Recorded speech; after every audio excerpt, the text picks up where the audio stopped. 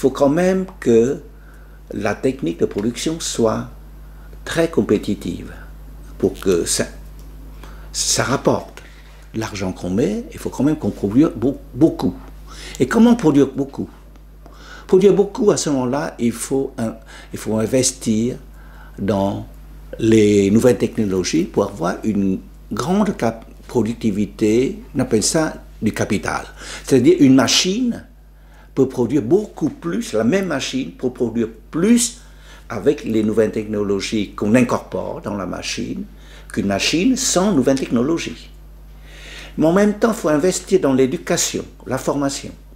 Parce qu'un travailleur bien formé, c'est un travailleur qualifié. Et un travailleur qualifié, un travailleur qualifié a un rendement plus important qu'un travailleur non qualifié. Donc il faut investir dans les nouvelles technologies et également dans l'enseignement, l'éducation et la formation d'une façon générale. Quand je dis la formation, c'est des formations pour les étudiants, les élèves, mais également pour les ouvriers, les techniciens.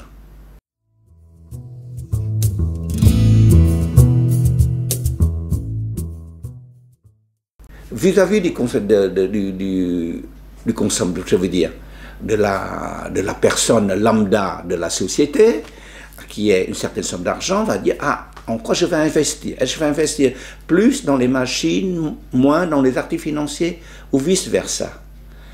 Le problème, c'est pas un problème. Est-ce que le marché financier est quelque chose de très grave, de très nuisible pour l'économie? Moi, je pense que pas forcément. Si si j'achète par exemple un bon du Trésor, ou j'achète une action d'une entreprise qui me rapporte plus que ce que me rapporte si j'investis dans les machines pour produire, et si c'est la technologie qui produit ce bien n'est pas bonne, me rapporte moins que ce que je gagne par l'actif financier, cela va de soi. Je vais investir dans des actifs financiers. Donc, autrement dit, voilà, devant les marchés financiers, on a intérêt à être bien compétitif.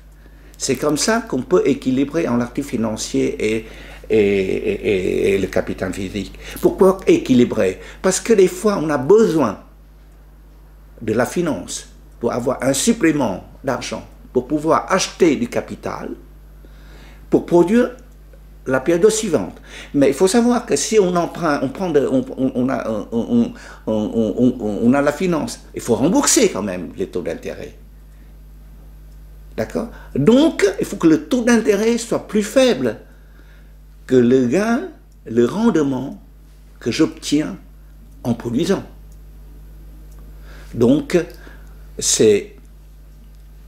le marché financier peut être bon et peut être mauvais, ça dépend de l'état de l'économie, ça dépend de l'état de l'appareil productif.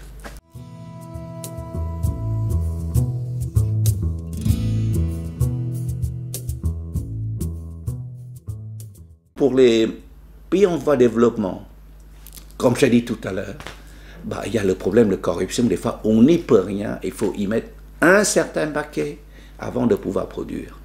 Ça, c'est inévitable.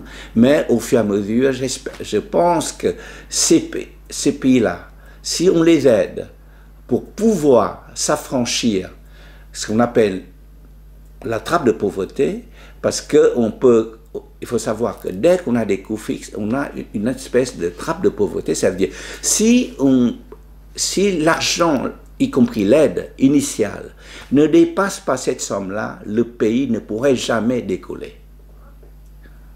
D'accord? Donc, il faut aider ces pays à sortir de la trappe de pauvreté et à ce pays-là de décider comment investir. D'accord?